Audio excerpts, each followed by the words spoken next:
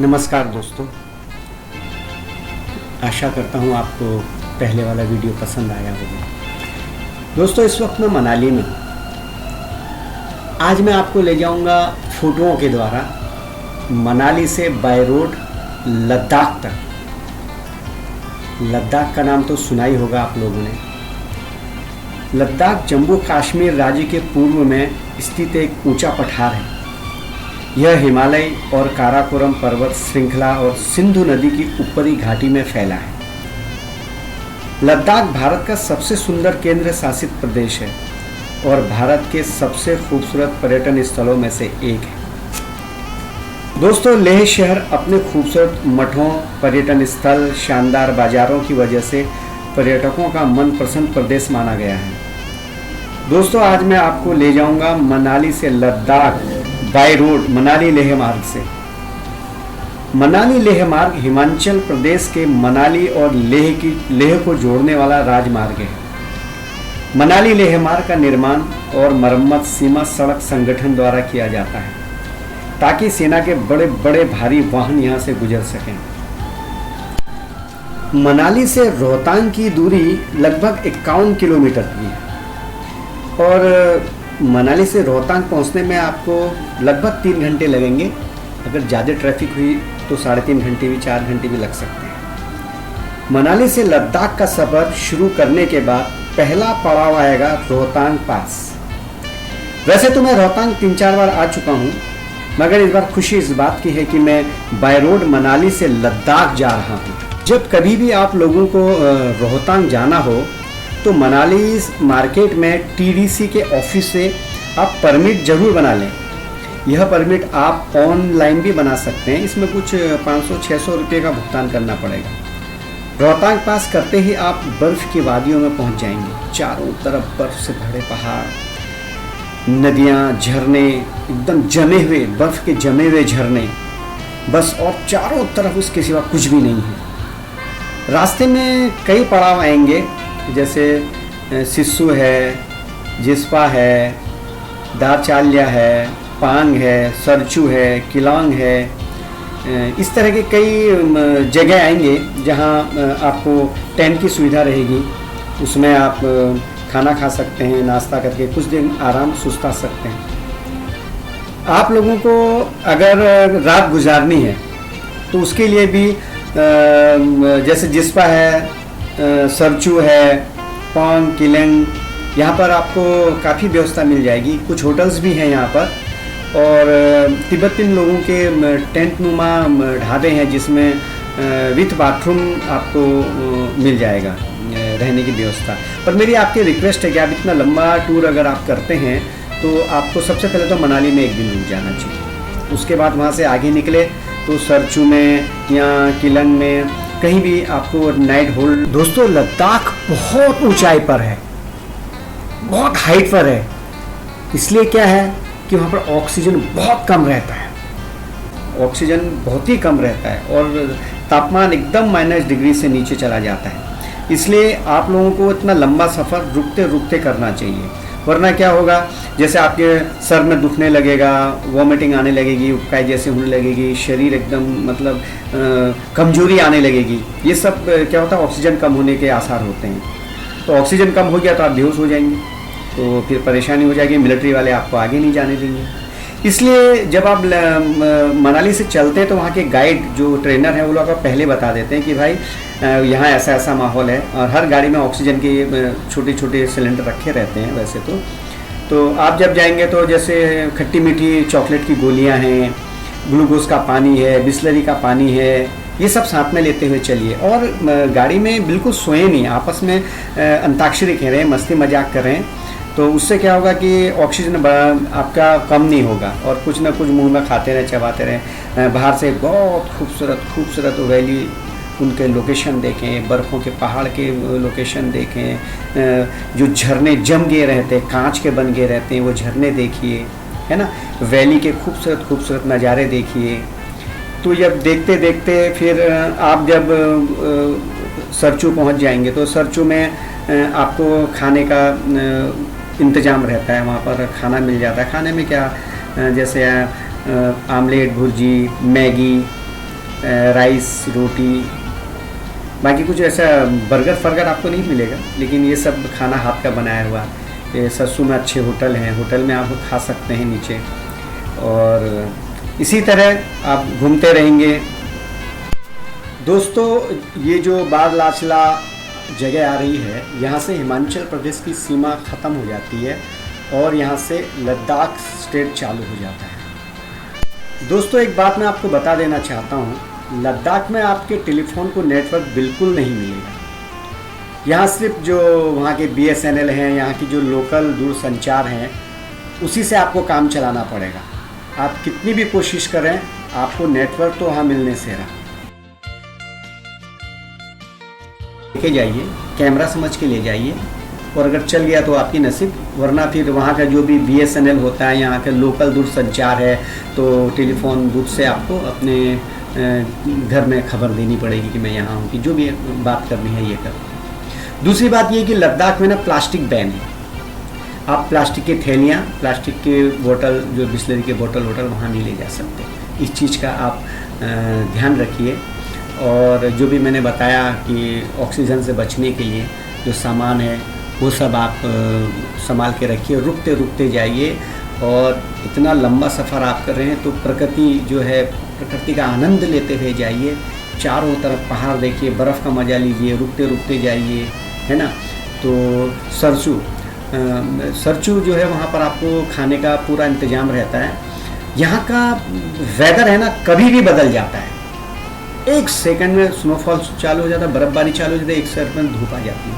ये सरचू में जब मैं पहुँचा था तो देखो कितना अच्छा मौसम था। जब हम ढाबे में उतरे तो कुर्सियाँ आप देखेंगे, टेबल देखेंगे, सब एकदम साफ़ सुथरे थे। और उतरने के बाद हम लोग जैसे फ्रेश होके टेंट के अंदर घुसे, खाने वाने के लिए कुछ खाना खा रहे थे।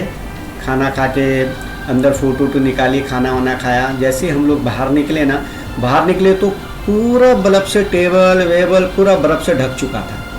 मतलब एक हम लोग अंदर घुसे तब तक मौसम एकदम साफ़ था, और जब हम लोग खाना खा के बाहर निकले तब तक बर्फ़ से भरा था। इसलिए आप ये सोच के चलिए कि वैसे तो 2 दिन की जर्नी है मनाली से लद्दाख की। अगर कभी मौसम बिगड़ गया रास्ते में तो आपको 3 या 4 दिन भी लगते हैं।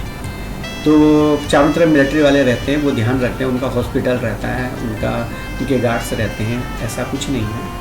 तो इसलिए आप ये सोच के चलिए कि अभी देखो ये कैसे बर्फ़ से ढका हुआ। जब मैं अंदर गया था तो उस टाइम एकदम खाली था। चलिए दोस्तों, अब हम मिलेंगे लद्दाख पहुंच के, ठीक है। लद्दाख में मैं कहाँ कहाँ घूम पाया हूँ, कहाँ कहाँ मेरा छूट गया है घूमना, क्योंकि समय के पाबंदी की वजह से, तो मैं सब आपको लद्दाख पहुंच के बताऊंगा। कौन कौन सी जगह घूमने लायक है, मैं घूम चुका हूँ, या कौन सी जगह मेरे से छूट गई है, तो वो उसके बारे में मैं आपको लद्दाख पहुंच के बताता हूँ। बस लद्दाख में मिलते हैं। Okay, good bye.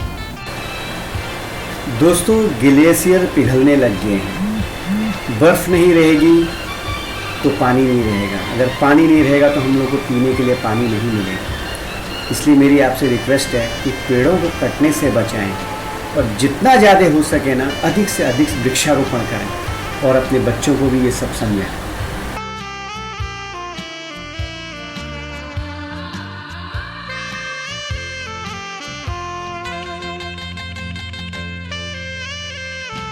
लद्दाख में लेह मार्केट पहला ऐसा स्थान है जिसको आप यहाँ पहुँचकर सबसे पहले देखना चाहेंगे। ये बाजार शहर के बीचों बीच में है। हम तो आपको यही कहेंगे, आप अगर यहाँ आए हैं तो यहाँ घूमे बगैर जाएं नहीं, क्योंकि यहाँ काफ़ी दुकानें हैं, काफ़ी चीज़ें आप खरीद सकते हैं। एंटीक चीज़ों की दुकानें हैं, ऊन के कपड़ों की, शॉलों की, और सबसे बड़ी बात तो ये है कि यहाँ पर आपको ख़रीदारी के साथ साथ कुछ तिब्बतियन यहाँ के जो आम खाने हैं वो भी खाने के लिए मिलेंगे।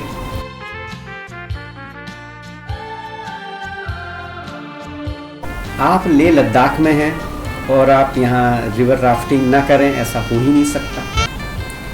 दोस्तों, यहाँ पर जांस्कर नदी पर राफ्टिंग करना एक खास अनुभव है। जांस्कर नदी को भारत का ग्रैंड कैनियन भी कहा जाता है।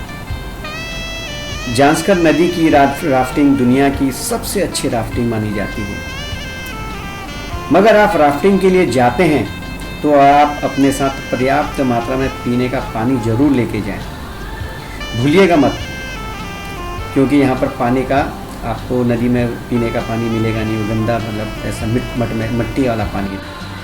और गाइड द्वारा दिए गए सभी नियमों का पालन जरूर करें। दोस्तों, जांस्कर नदी जाते रास्ते में आपको मैग्नेटिक हिल पड़ेगा। लद्दाख से 30 किलोमीटर की दूरी पर मैग्नेटिक हिल है। यह समुद्र तल से 14,000 फीट की ऊंचाई पर है। इस चुंबकीय पहाड़ को मैग्नेटिक हिल कहते हैं। यहाँ पर अगर आप अपनी कार छोड़ दें ना, तो पहाड़ अपनी चुंबकीय ताकत से थोड़ी बहुत गाड़ी अपनी तरफ ऐसे खींचता है, मतलब ऐसे गाड़ी जाने लगती है। ये मैंने देखा है ना। इस पहाड़ के पूर्वी हिस्से में सिंधु नदी बहती है, जो यहाँ से जाकर तिब्बत में मिलती है। दोस्तों, अगला पड़ाव है लेह पैलेस।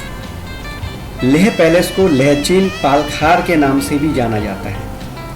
इस भव्य पैलेस को 17वीं शताब्दी में राजा सेम्गे नामग्याल ने बनाया था, एक शाही महल के रूप में, और वह यहाँ अपने पूरे परिवार के साथ रहता था। ये पैलेस अपने समय के 9वीं मंजिल वाला इकलौता पैलेस। दोस्तों, वैसे तो लद्दाख में काफ़ी सारी मोनेस्ट्री हैं, लेकिन उसमें एक है थिक्से मोनेस्ट्री। ये बाहर से देखने में ही बहुत सुंदर है, और अंदर का भी नज़ारा आप देखेंगे तो देखते रह जाएंगे। इसलिए अगर आप लद्दाख गए तो थिक्से मोनेस्ट्री आप जरूर देखिए। दोस्तों, अब हम जा रहे हैं पेंगोंग लेक की तरफ। पेंगोंग लेक जाते रास्ते में हमको 2 दर्रे बड़े पड़ेंगे, एक खारदोंगला पास और दूसरा चांगला पास। खारदोंगला पास को लद्दाख क्षेत्र में नुब्रा और श्योक घाटी के प्रवेश द्वार के रूप में जाना जाता है। ये सियाचिन ग्लेशियर में एक बहुत ही महत्वपूर्ण पास है। इसकी ऊंचाई समुद्र तल से 18,380 फीट है। इस रोड को 1976 में बनाना शुरू किया गया था, और 1988 में इसमें वाहन दौड़ने लगे थे। यह रोड दुनिया का सबसे ऊंचा यातायात वाला, यानी कि मोटरेबल रोड कहा जाता है। यहाँ पर मिलिट्री का कड़ा पहरा रहता है, क्योंकि ऑक्सीजन बहुत कम है। यहाँ पर मिलिट्री वाले आपको ज़्यादा से ज़्यादा 10 या 12 मिनट तक ही रुकने देते हैं, उसके बाद आपकी गाड़ी को आगे भगा देते हैं। दोस्तों, अब हम जाएंगे चांगला टॉप की तरफ। चांगला टॉप के पास फिर पेंगोंग लेक। यह लद्दाख का एक पहाड़ी दर्रा है। यह समुद्र तल से 17,590 फीट की ऊंचाई पर है। लेह से पेंगोंग झील जाने वाले रास्ते पर पड़ता है। यह चोंगथोंग पठार का प्रमुख द्वार कहा जाता है। दोस्तों, अगला पड़ाव है ब्लू पेंगोंग झील। यह झील लेह लद्दाख की सबसे प्रसिद्ध झील है, जिसकी लंबाई लद्दाख से तिब्बत तक 134 किलोमीटर की है। यह समुद्र तल से 43,000 मीटर की ऊंचाई पर है। यह झील 30% हिंदुस्तान में तथा 70% चीन में विभाजित है। यहाँ का तापमान 0 डिग्री से भी बहुत नीचे तक चला जाता है, इसलिए सर्दियों में ना ये झील जो है एकदम जम जाती है, कांच की बन जाती है। काफ़ी फिल्मों तथा विज्ञापनों में इसकी शूटिंग हुई है। 3 इडियट तो शायद आप लोगों को ज़रूर याद होगी। इसलिए भी झील का पर्यटकों में काफ़ी क्रेज है। चारों तरफ पहाड़ों से ढकी नीले रंग के पानी वाली ये झील अनायास ही पर्यटकों का मन अपनी तरफ खींच लेती है। दोस्तों, यहाँ आने का सबसे सही समय मई से सितंबर तक है। यहाँ आप 2 रास्ते से आ सकते हैं, एक तो बाय रोड या फिर प्लेन से। आप यहाँ प्लेन से भी आ सकते हैं। फिर कभी मिलेंगे अगली बार अगले सफ़र में। अपना ध्यान रखिएगा। नमस्कार, शब्बा खैर।